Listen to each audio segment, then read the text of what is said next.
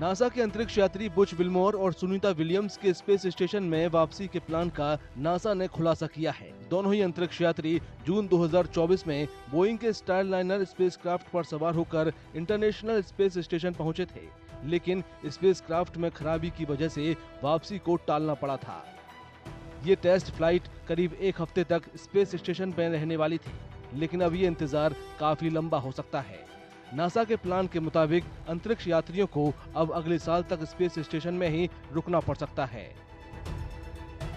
So this whole operation of alignment becomes extremely complex because it has to match perfectly.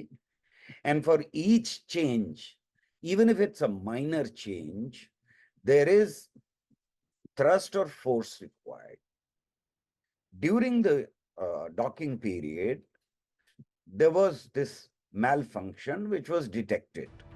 Starliner की उड़ान के दौरान इंजीनियरों को स्पेसक्राफ्ट में खराबी के बारे में पता चला था। हालांकि नासा के मुताबिक विल्मोर और विलियम्स इंटरनेशनल स्पेस स्टेशन पर सुरक्षित हैं, लेकिन उनकी घर वापसी के लिए नासा कोई जोखिम उठाना नहीं चाहता। दोनों अंतरिक्ष यात्रियों को सुरक्षित वापस कैसे लाया जाए, इसको लेकर नासा पूरी प्लानिंग में जुटा है और वापसी को लेकर कई विकल्पों पर विचार किया जा रहा है, जिसमें एक विकल्प बोइंग स्टारलाइनर का बिना क्रू मेंबर के ही वापस लौटना भी हो सकता है।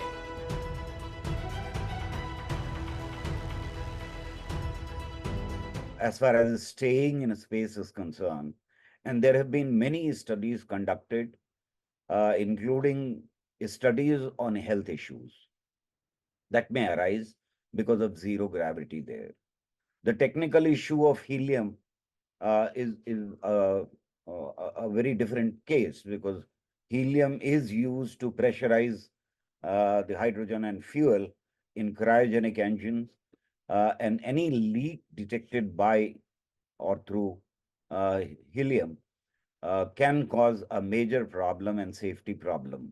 But health issues, as far as are concerned, they have to be taken into account. NASA ने बताया कि अब फरवरी 2025 में दोनों अंतरिक्ष यात्रियों के पृथ्वी पर लौटने की उम्मीद है। नासा के मुताबिक अगले महीने एक नियमित अंतरिक्ष यात्री रोटेशन मिशन के हिस्से के रूप में ही स्पेस एक्स क्रू ड्रैगन को लॉन्च किया जाएगा।